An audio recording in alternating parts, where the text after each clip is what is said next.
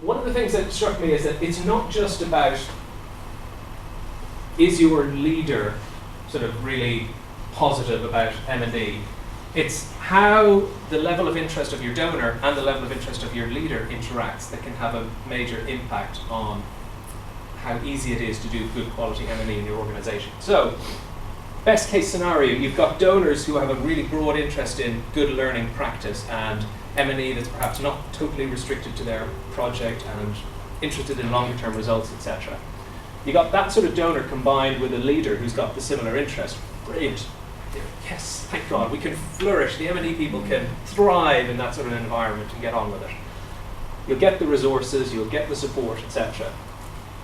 Worst case scenario, your leaders are disinterested and your donors don't care. And there are some donors who still, much as we think about DFID and the results agenda and real pressure, there are still some donors, no, I'm not going to name them, but who don't seem to care particularly about what you achieve. It's like they're just trying to shovel money out the door as well. And they love a good comms story or something, but actually they're not particularly interested in the quality of your M&E data.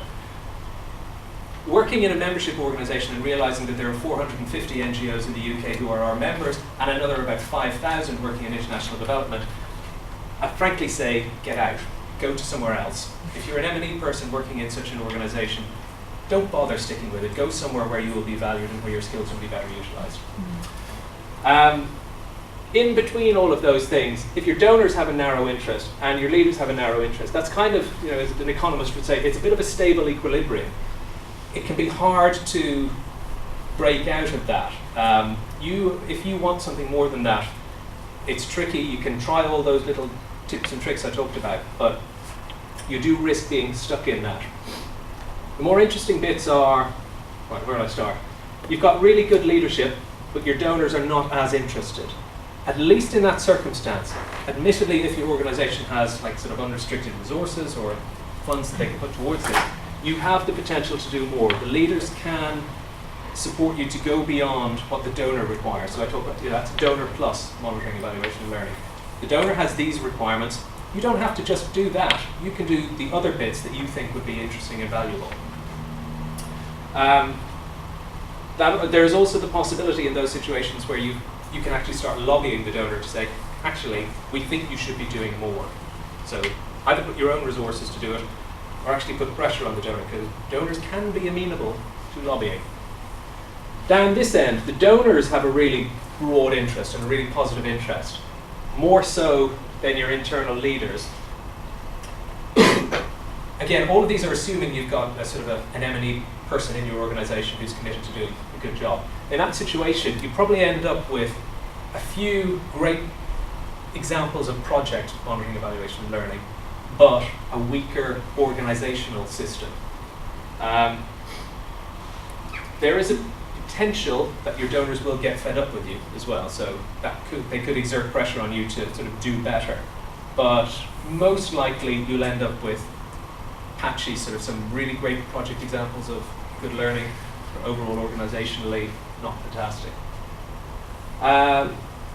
Here, your leaders have a narrow interest and your donors aren't very interested. It'll be quite limited M&E that gets done in that sort of organisation. And where the donors have a narrow interest and your leaders are disinterested, I tend to see kind of basically the organisation just does whatever the donor likes. And if you've got 10 donors, you've got 10 different M&E sort of practices going on in the organisation, depending on, you just do whatever the donor likes and whatever they'll fund.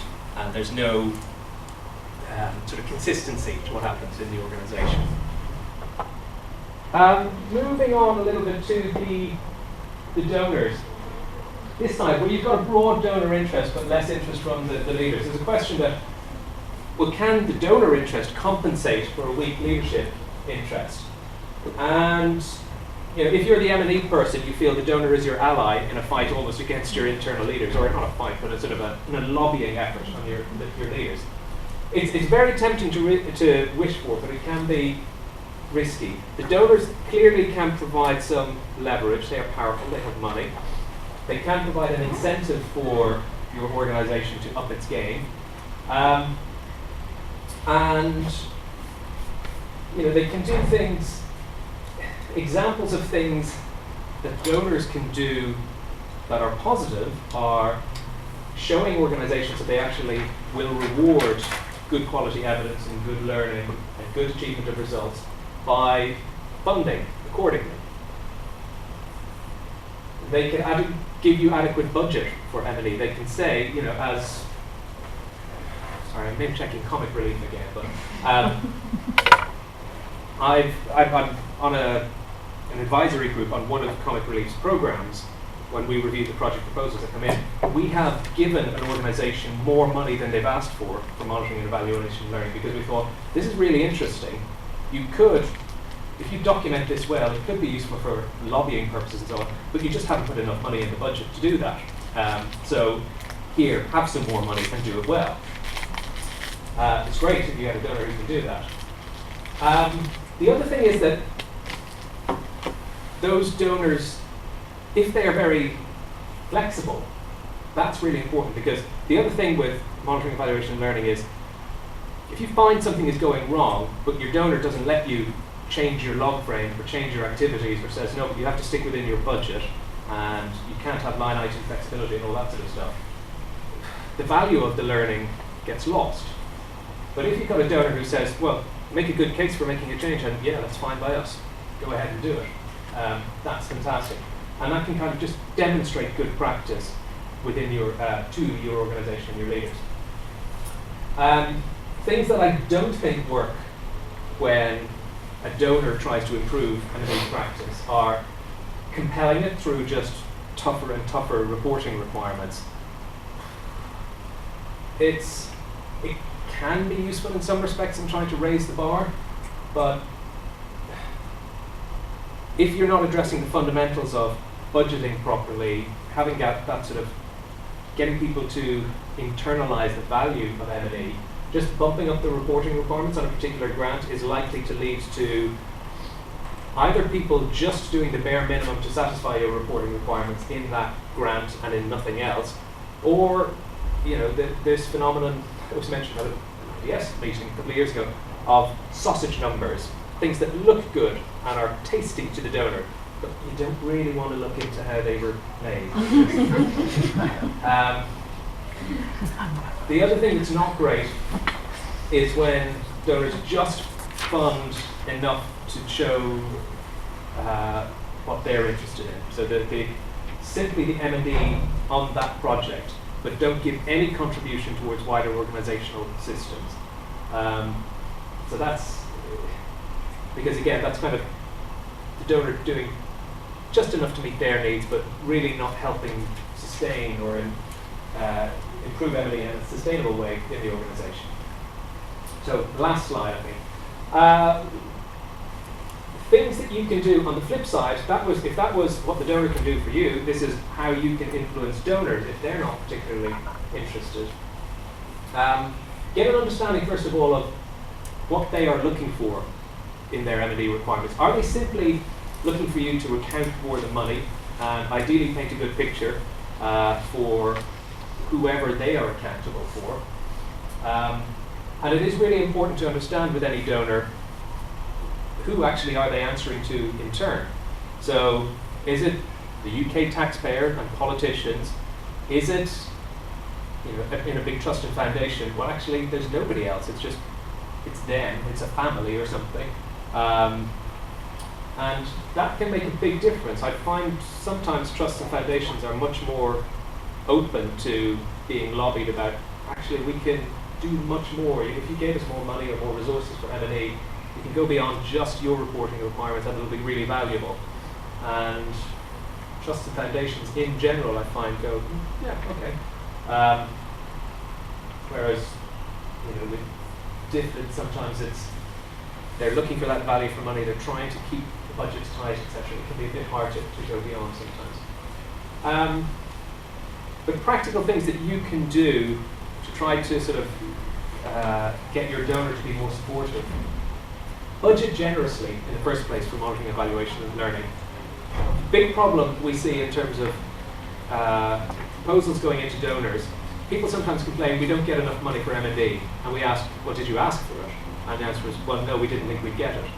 It's like, well, if you don't ask, you're never going to get. So start by asking for it. If they reject it, so be it, but you can often negotiate. A lot of donors are open to just making a strong case as to why this investment in M&E will be valuable. It's really important to try to build relationships and be open with your donors so that you can have discussions about, things went wrong, but actually, that's the nature of development sometimes. Please don't cut off our funding. I know that building relationships can be tricky with some of the more distant bureaucratic donors, so that's not always practical, but the more you can do it, the better. I think donors sometimes can become detached from their grantees and are not even aware, just as CEOs can sometimes be unaware of their behaviour and what impact it has. Donors are often unaware of the effects of their practices and requirements. So I think the example I was going to give there was around, some of them now have started saying, oh, talking to beneficiaries would really be a good thing. Do that as well as everything else we've asked you to do, but without any extra resources. And I still really want you to stick rigidly to your log frame and you're not allowed change. It's like, well, A, I'm struggling with the resources to do it. B, if I do listen to beneficiaries and then you don't let me change in response to what they've told me, that's pointless. So pointing out to them some of these challenges, tensions, etc., can help lead to change. Always make an evidence-based case for anything you want to do. You want to change the log frame in response to learning. You want to get more budget. Explain clearly why. And ultimately, this may seem a bit of an ideal luxury because so few of us have the luxury of turning down a donor. But if a donor won't support your M&E approach and doesn't share your values and doesn't value M&E, you've got to ask yourself, well, why am I taking this money? And I know the funding situation is often tight, so it's not often an option. But sometimes, just think about, I'm going to take this proposal to somebody else. And I think that's pretty much it. So, in conclusion, internal leadership and donor behaviour do have a huge bearing on whether M&E leads to learning and improvement. They can either enable or hinder good practice.